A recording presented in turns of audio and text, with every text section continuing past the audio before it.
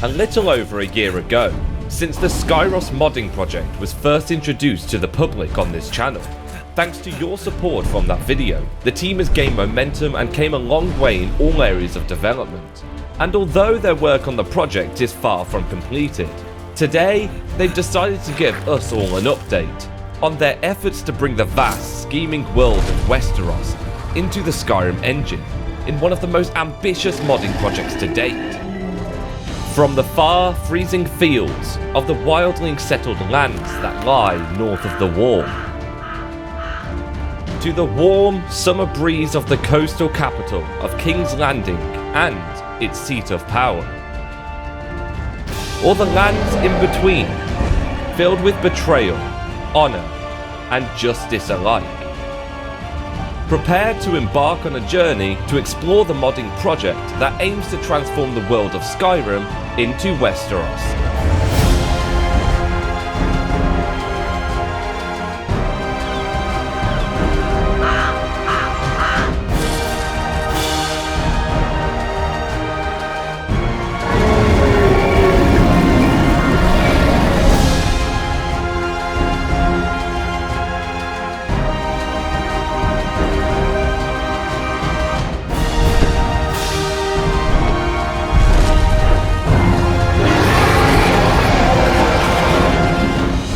So join me in today's exclusive look into a year's worth of progress from our modding team that aims to bring you one of the most ambitious mods to ever exist for Skyrim.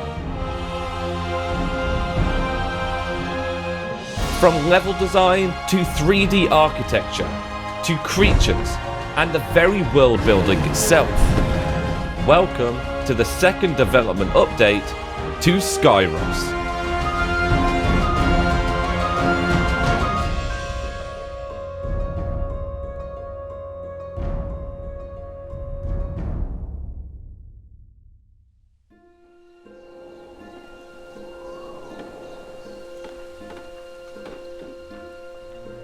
Bolstered by new recruits across all departments, the 3D team has been busy creating a plethora of new assets in the past year, finishing work on many of Westeros' most well-known castles. The Game of Thrones TV show is well known for its elaborate set design with monumental castles and crowded cities, and the Skyros 3D art department has been working hard to realise the show's vibrant environments by bringing as many of its iconic landmarks as possible to life in-game. And so, when creating the 3D models for their castles, they closely examine every scene they're featured in, gather every available reference, and do their best to recreate them as closely as possible. For pieces not shown on screen, they take inspiration from the books, as well as any appearances in other forms of media. The Skyros 3D artists are also working on custom-made weapons, clothing, and even creatures, both from hard work internally and gracious asset sharing from the team of the Trial of the Seven Kingdoms, a mod that transforms the world of Mount and Blade 2 into Westeros.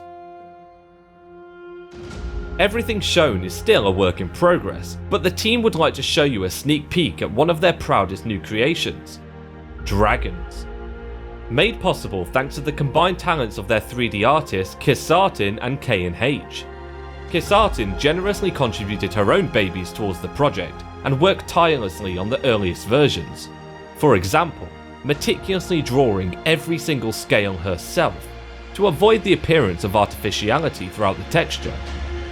And K&H would later completely remake them from the ground up, remodeling them from scratch, new textures with subsurface scattering, custom rigging for dragon riding, and to ensure they are distinct from those found in Skyrim, they are experimenting with a new skeleton, making them twice as large as their predecessors, with proportions more closely resembling the menacing beasts from the series.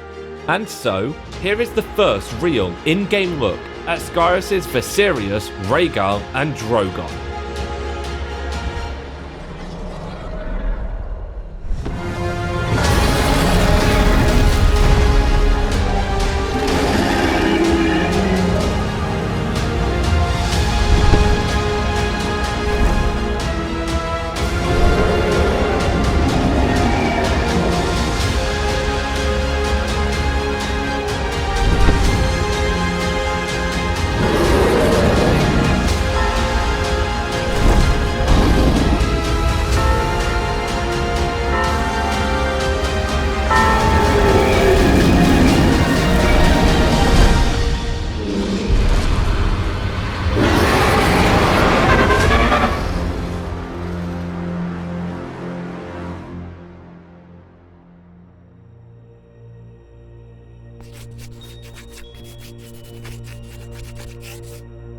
After the success of the last video, the team has been hard at work with every department making rapid progress.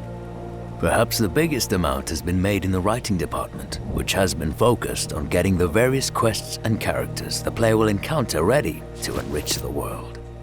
The story/main questline begins at the start of Game of Thrones, where the player arrives at Winterfell as part of King Robert's entourage. At certain points of the story, the player will be given the chance to bend the knee and swear allegiance to different major players in the War for the Iron Throne, and your choices determine how the plot progresses from there. Ultimately, it will be your choice which faction you believe is best suited to rule Westeros. The main aim is to give players the chance to create their own story within the realms of Westeros and make every choice feel impactful. This means a player's actions might have far-reaching consequences that completely alter the direction of the main quest. For example, you could fight on Robb Stark's side and search for clues of Walder Frey's betrayal. Would you be able to prevent the Red Wedding? Or you could play as an Ironborn and influence the King's Moot to see what would have happened if Asha became the Queen of the Iron Islands instead of her uncle Euron. Like Skyrim, the plan is to have different playable races and cultures to choose from. The player will start from the bottom and work their way up the ladder. You will start as a messenger, freerider, or retainer without much power, and over the course of the story, be able to gain the respect of different characters and become more influential. The Skyros team are also experimenting with the idea of a reputation system, which would allow a player's past actions to impact the options available to them in the future. Skyros will have a HBO-inspired aesthetic, and you'll be able to find many of the iconic castles and landmarks on your map. However, they have decided to base their story on the A Song of Ice and Fire books instead. This gives them a rich lore to work with, as well as the chance to include characters and events that didn't make it to the show. At this point, they are finalizing the general outlines of their branching paths, how they'll be impacted by player choice, and working on more detailed quest structure.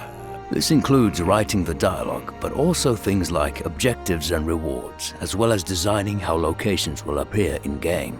Here, it's especially important that they work together closely with the level design team to make sure the environment and storytelling are compatible.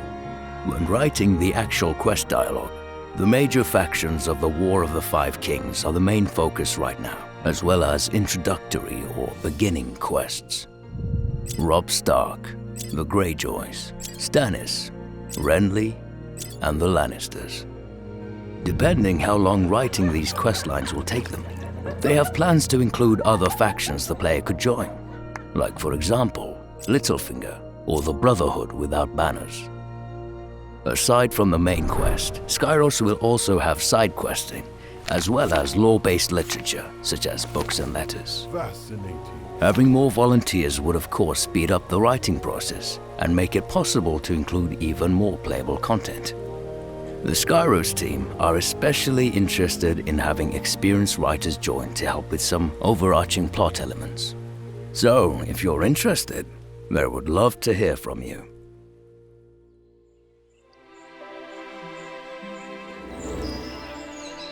Landscape in Westeros is well underway, and multiple areas of the main map are currently in development.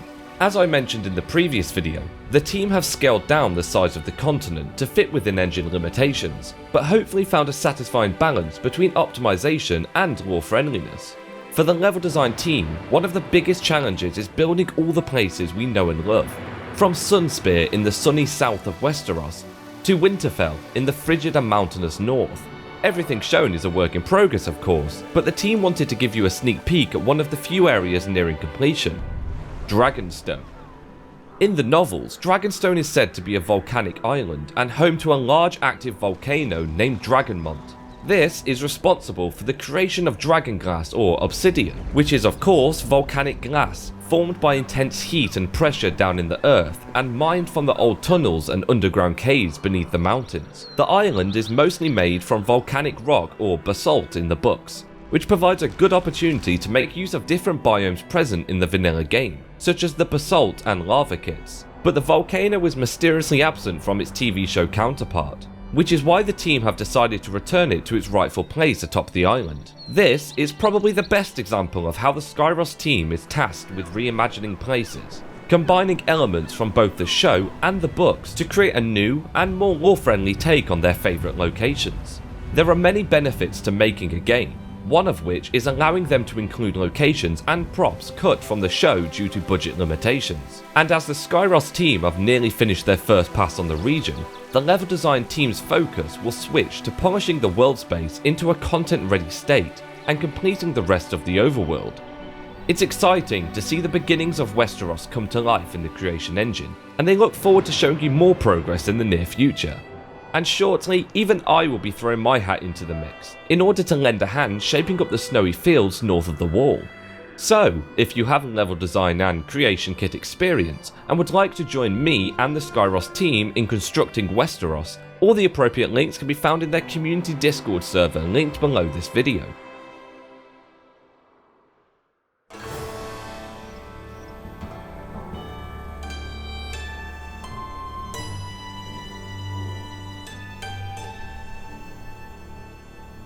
Skyros' audio department has been working hard on an original soundtrack for the game, borrowing many inspirations and instrumentation from both the Elder Scrolls V Skyrim and the Game of Thrones TV show, in order to create a sound that's memorable while staying true to the overall feel of the A Song of Ice and Fire series. This means writing different themes for every major city on the map, as well as tracks specifically for exploration and combat. Westeros is a vast continent with all kinds of environments and landmarks, each with their own unique feel to them. That's why their composers create music that matches the specific ambience of different locations in Westeros, using a wide variety of instruments. 1 year since the last developer update, the team has exceeded its original goals with nearly 30 tracks already completed or in progress, and over 80 planned for the final product. Everything you're hearing in the background was composed by Death Envoy and The Taste of Fire.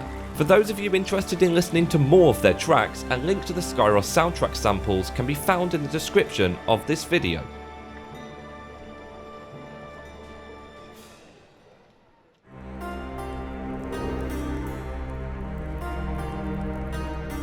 While Tamriel is similar to the world of Game of Thrones in many ways, there are many distinctive features that make Westeros unique. This is why the Skyros scripting team is working very hard to find ways to make the story come alive and currently finalising the design on several new game mechanics. Thanks to the department lead Dilbil and his scripting wizardry, they plan to include one of Westeros' most popular means of communication, sending messages via Raven. Just like in the series, magic is now only returning at the start of the story. Most NPCs will even deny its existence, and players who wish to study its secrets will have to go to great lengths to achieve their goals, but those who take the risk will be rewarded with never before seen powers. The team are currently in the process of developing a way to implement the powers of the old gods, including the ability for players to walk different animals. And outside of settlements, the continent of Westeros offers risks and rewards that should be familiar to those who like to tread off the beaten path. Travelling beyond the wall might prove dangerous for ill-prepared players, because while there are no Draugr in Westeros, the Land of Always Winter are home to other, darker creatures. However, there are many secrets to be found in the far north that give advantages to those players brave enough to make the journey.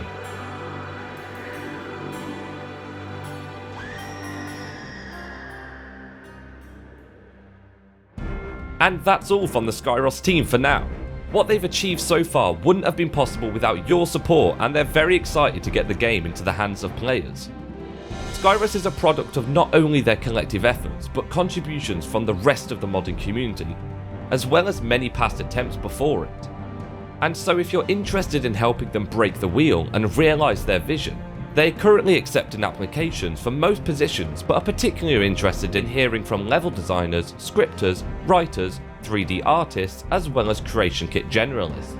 If you're interested in joining the Skyros team, visit them on their community Discord linked in the video description and send them a raven. The team thanks you so much for your interest in the Skyros project, and they'll be back soon with even more exciting peeks at their work to share. And from myself, if you'd like to support the channel, then feel free to subscribe and drop a like on this video. And for those interested, I have an ongoing partnership with Apex Gaming PCs, who have created my own line of gaming PCs fit to the same specifications I'm running. So if that's something you're in the market for, be sure to check out my page in the description and use code BURNS at checkout for 5% off your purchase. And finally, myself, Sin and Gim have just launched a collaborative channel, Tryhards, which you can also check out if you're curious. The links for everything will be available down below. And I just want to give a huge thank you to the whole Skyros team for working with me to put together this video. So from myself and the Skyros team, we'll see you in Westeros.